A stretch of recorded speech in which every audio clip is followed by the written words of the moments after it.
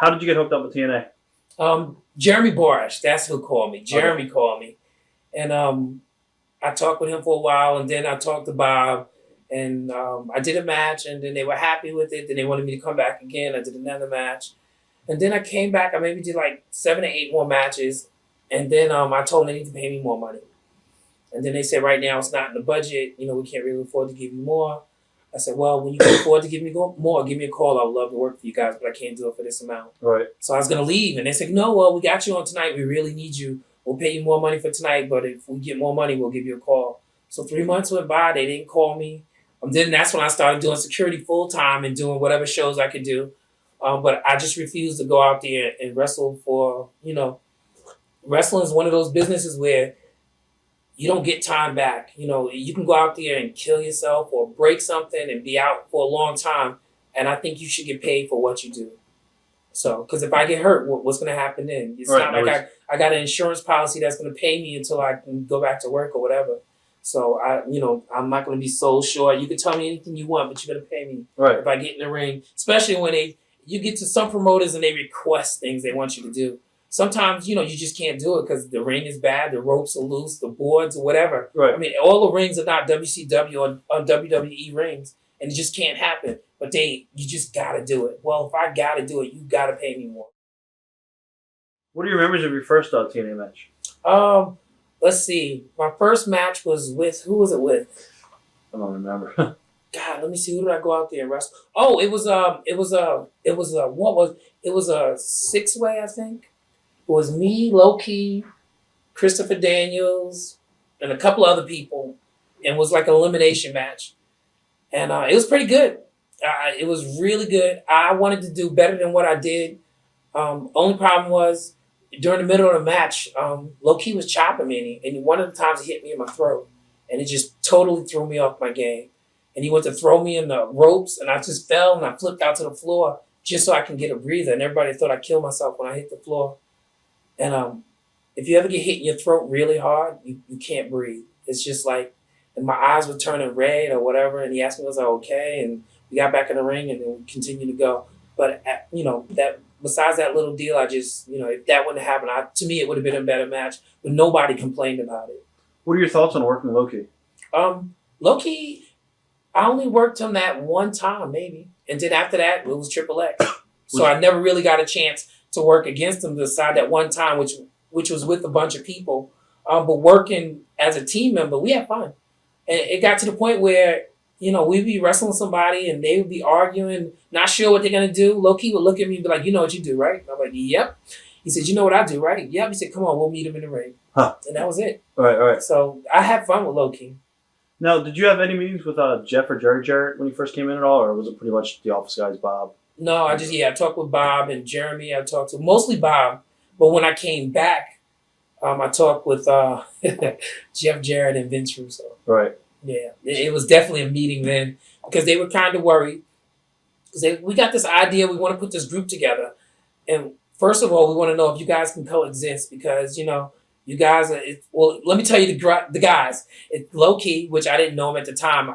I've seen the things that he do. I worked with him that one time, but I really didn't know him to say I can and can't work with him. Right. It was Christopher Daniels. I met him a couple times in WCW, and I've seen him on a bunch of tapes, but I never really worked with him, so, I couldn't say. And I was like, hey, I can work with anybody. If they're willing to work with me, I'll work with them.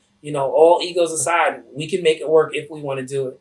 And then Jeff's biggest concern was Japan. He's like, all 3 of you guys go to Japan, and that scared me because it's hard for me to plan TNA when you guys keep traveling back and forth. I was going to ask you about that. I mean, how difficult doing that Triple X gimmick with Key and Chris and you go to Japan all the time? That was the worst part about it. But the fact that it was 3 of us, that kind of helped. Because there was one point where I was the only one there, and both of them were gone. Right, and that's what Jeff didn't want to happen. But he didn't punish me because I could have went on a tour, and I said no. I would stay to help. And I called Jeff. I said, Jeff, this is what I'm doing. So, instead of him saying, all right, you stay home since the other 2 are not there, he still kept using me. He put me on dark matches, and he let me know. He said, hey, I appreciate you not going, but, we need to figure out something we can do because it got to be at least 2 of you guys here. But if we can have all 3, that's great. But I think money was an issue back then. Did Brandon and Chris get any heat from Jarrett for going over there? No, he just kind of talked with us.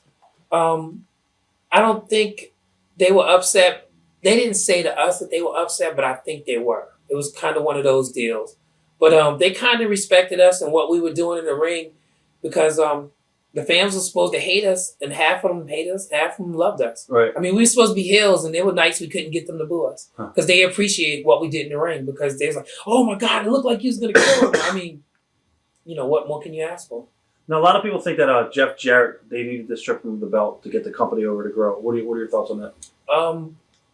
I kind of see what Jeff is doing, and Jeff haven't said anything to me, but this is the way I look at it. And I know, I haven't been in wrestling a billion years, but Jeff has a name which some of the guys at TNA don't have, and you need a name to put asses in the seats, and that's what Jeff is doing. Whether we like it or not, not all of us can jump into his shoes. How many people are gonna? Can I get at least 3,000, 4,000, 5,000 people to fill up arena and say I'm coming to see Elix Skipper? Well, then if that's the case, then I don't need to be the heavyweight champ. So that's how I look at it. It's a business. Right. So if I'm not up to that point, I don't think I should be given that opportunity. Now, you were with the company when Jerry was booking, Jerry Jarrett, and now Dusty's in his booker. How would you compare them? Totally different because Dusty is more like old school, but he's old school but new school because he realized we can't do things the way we used to do in the past, but we need to blend that with all the new things that we do. Right. To me, Jerry, and he never said it to me, but Jerry give me the impression that he don't like cruiserweights. He don't like the flipping and flying and so on and so forth, but people want to see it. And I think in his eyes, half the things we do don't make sense. But Dusty realized a lot of people are watching wrestling just to see what we're doing. Point in case, there came a point in time where in TNA, it was always the heavyweight, whoever had that belt went last. But then it got to a point where it was all X Division going last. X Division was the whole show. And it did not to take any credibility from anybody else. They realized that people are watching this because they want to see high flying. They want to see the X Division do what they do. Right. So that's the kind of difference between those two. Jerry was more just old school. And he accepted the new, but not really. It's like, go out there and do what you do. Huh. Right. What are you talking about? Right. It's like, like he respect us, but don't respect us. Like anybody can do what we do.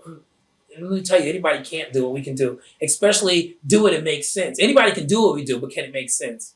And I think that's what Dusty see when it comes to us. And he always tell us, he's putting a lot on us. Especially now with the new TNA in Orlando, he's telling us, hey, he trusts us. Like at the last match we had, it's like, surprise me. How many people going to tell you at a pay-per-view, surprise me? Right. And he just trusts us. He know we're not going to go out there and not do nothing. We're going to give him 100%. He know it. What about Dutch Mantel? Because he's pretty much old school. Yeah, Dutch is... Dutch realize. I think Dutch is just like Jerry. He like what we do, but anybody can do it. And it's not the case.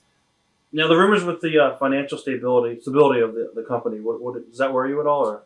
I hear a bunch of things. I hear that we're starting to do really bad. We switched from doing shows from every week to every other week, but they sat us down and explained to us sometimes you got to make cuts. You got to move backwards to move forward.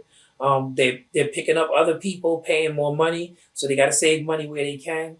I know we have the building rented out to the end of the year. I know that we have pay-per-views planned to the end of the year, so right, we're good for this year. What are your thoughts? Go ahead. I haven't heard anything about next year, but I think if we just keep doing what we're doing, because what I did hear on a positive note about the financial deal, the pay-per-views, they're making more money than what they thought. And also on the resales, they're making a lot more. Like everybody's talking about, oh my God, did you see what happened? You didn't see it? Oh, you got to get it. So we're selling more on the replays than we actually are on the pay-per-view. So I heard the pay-per-views are doing much better than what and they just started merchandising too. Yep, and merchandise about to kick out. DVDs and figures and stuff. Yep, finally. Watch thousands of exclusive shoot interviews right now on TitleMatchNetwork.com.